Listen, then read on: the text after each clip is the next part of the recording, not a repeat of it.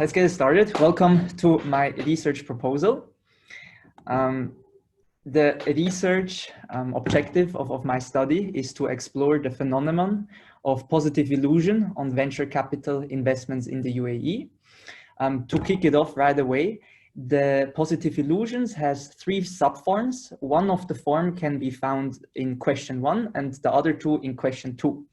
The first question to my study is, how does control illusion impact investment decision making? Second question is, how does unrealistic optimism and illusionary superiority impact investment decision making?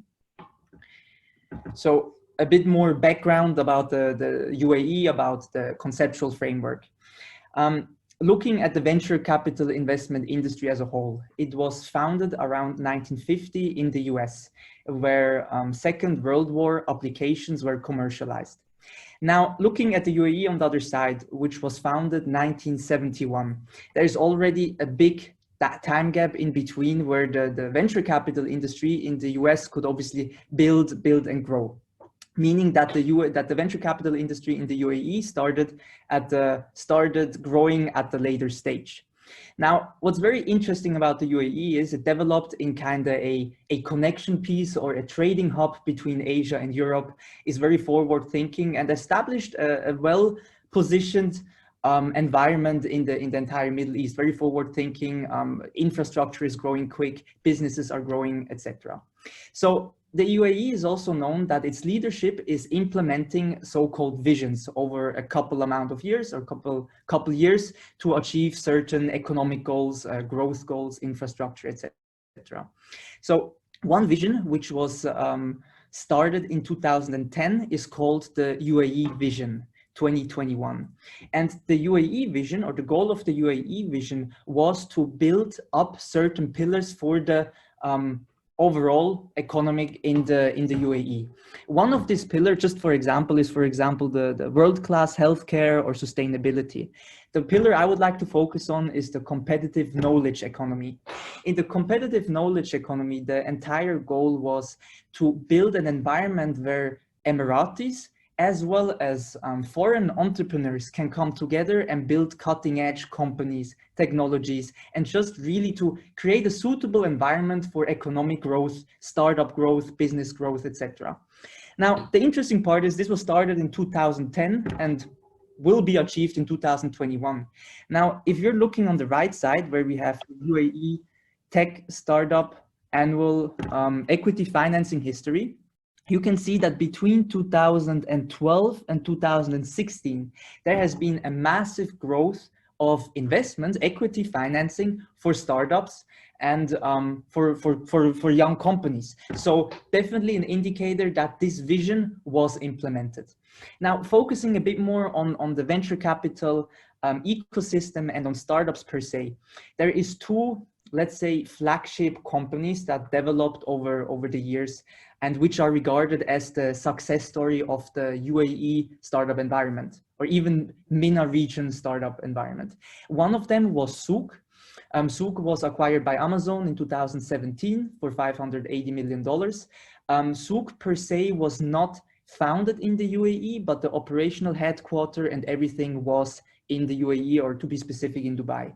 Looking at Careem, let's say the Middle East competitor to Uber in the US, was founded in the UAE, in Dubai to be specific, had a lot of venture capital investment and got acquired in January 2020 by Uber for $3.1 billion.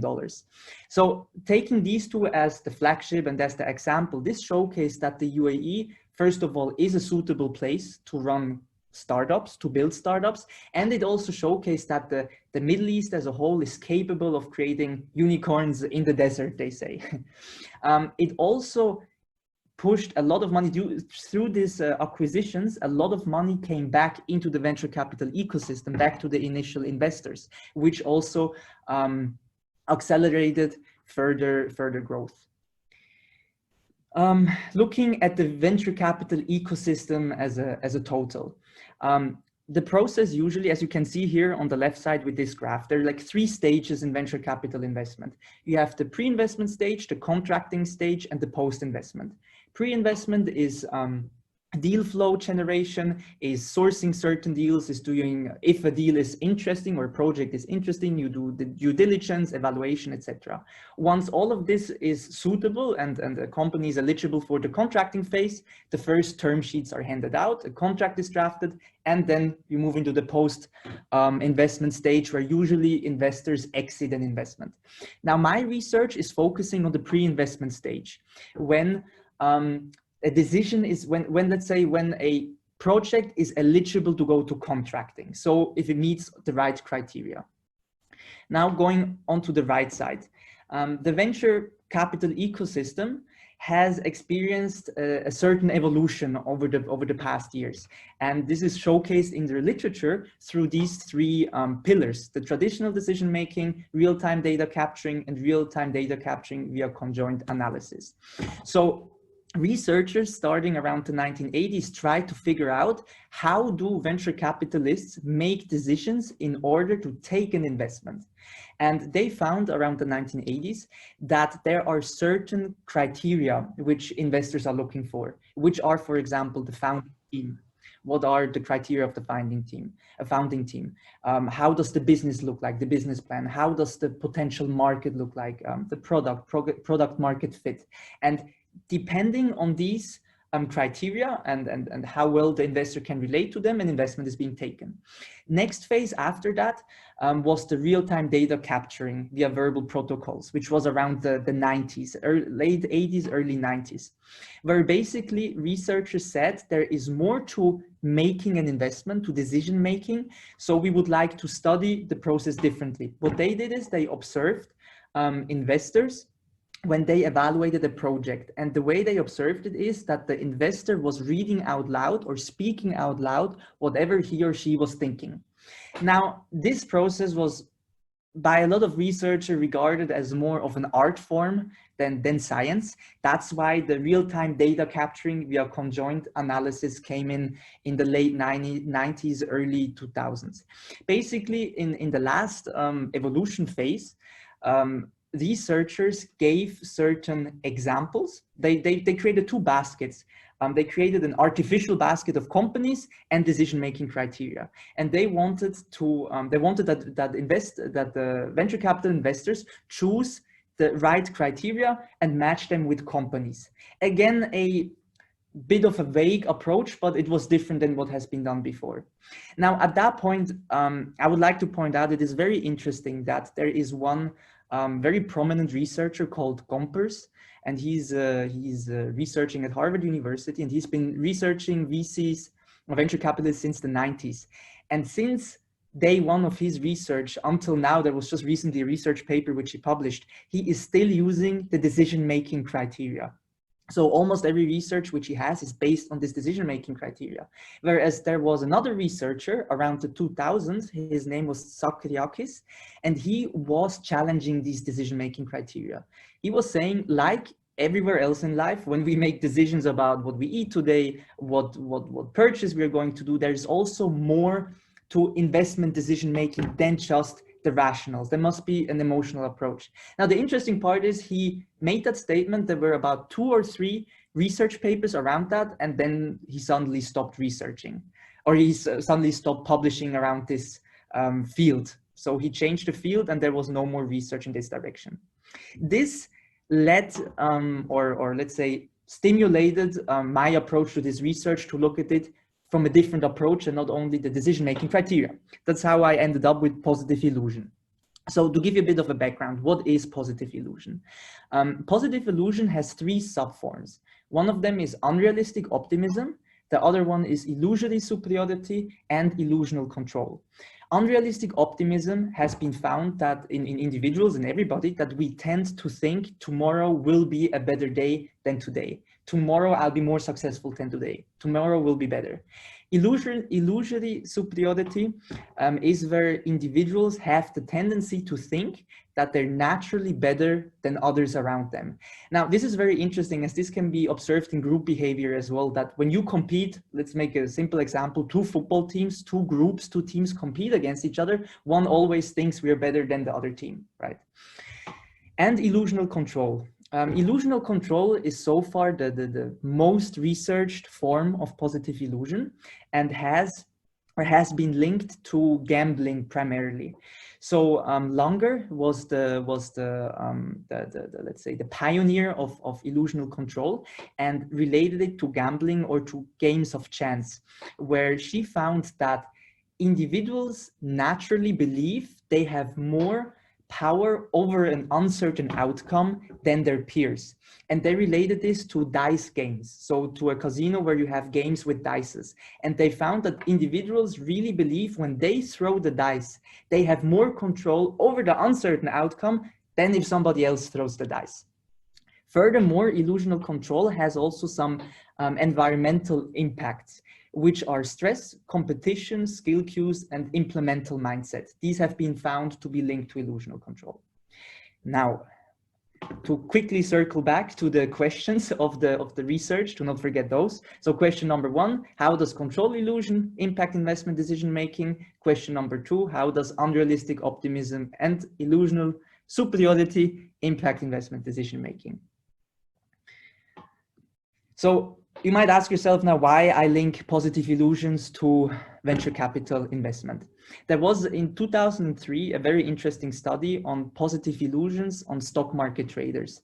Now, I'm aware that stock market traders operate in a slightly different field than venture capitalists, but there's some overlaying elements. Let's say, for example, venture capitalists, or the majority of all venture capitalists, like professional stock traders, is raising money or getting money from outside investors. So they have a certain responsibility. One could argue and say, well, venture capitalists have more control over an investment than professional stock traders, which is true because of the contracting, where venture capitalists have more power to shape a contract, whereas obviously stock traders can't. However, both outcomes, if an investment is successful or not, is linked to a lot of uncertainty. So what was found in this study is that positive illusions, or heightened levels of positive illusions, resulted in lower performance of stock traders. It is also very interesting that the researchers found that the impact of positive illusion depends on the person's personality traits and on the experience in the given field of operation. And the third point was that the researcher urged already in 2003 that there should be more awareness around positive illusion in the workplace. Not to deviate too far, but what is very interesting, I found in the literature that some researchers argue that individuals that suffer from depression are less prone to positive illusions because they don't tend to see themselves in a better way than they are. So other researchers counter that argument and say, well, if somebody is not suffering from depression, does this mean everybody is somehow illusional? So there's a debate back and forth around positive illusion. Going further to the experimental design. Now, for my research, I am using the grounded theory with semi-structured interviews, and I believe that this underlying core of the grounded theory, which is the line by line and the comparative analysis, allows me to continuously go back between my questions, the findings, and the interviews which I'm conducting. Now, looking at my at the perfect interview audience, which I would like to interview investors which are between seed stage and Series A, or even early stages. Why not Series B, C, or higher? Because between seed stage and Series A, companies at that point are either just an idea, it's a startup with an idea, or they have a minimum viable product, or they just start making the first bits of revenue. So their future is still very uncertain. And that's the niche, or these are the investors which I would like to interview, which could yield the most interesting data. Again, later stages, Series B, C, or even later is not interesting for me, because at that stage, a company is running, has a bottom line, has an established product, etc. And that's, yeah, for me, for the research, not as of interest. Looking at the research schedule, so I submitted the dissertation proposal in June, last week of June. Interview data collection should happen between July and October, transcription in November, analysis and dissertation writing December to January, a review also in January, and hopefully to hand in the final dissertation in February 2021. Going to the next slide, progress and relevance. So far the progress, I've handed in the research proposal as I'm presenting now. I've done 2 pilot interviews with the questions which I set up. I identified all the participants already, as mentioned, the stage of investors. And the next step would be the data collection. Now, why do I think this is relevant?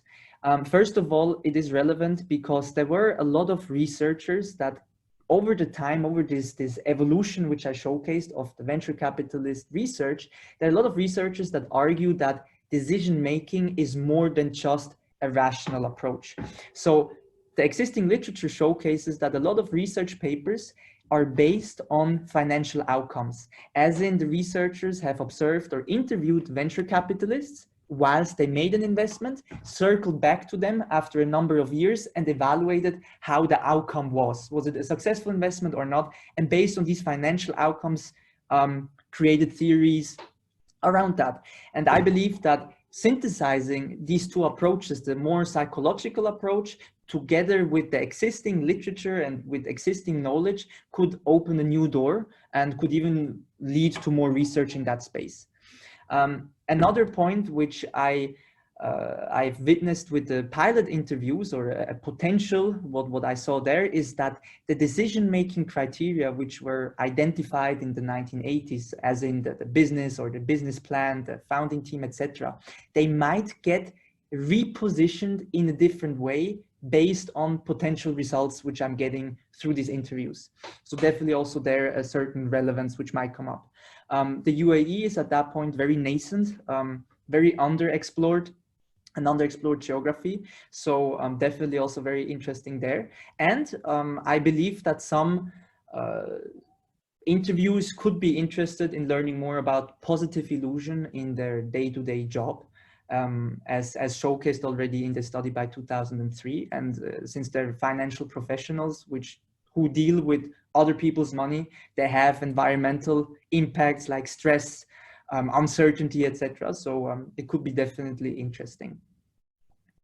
At that point, I invite you to ask any questions, and thank you for listening.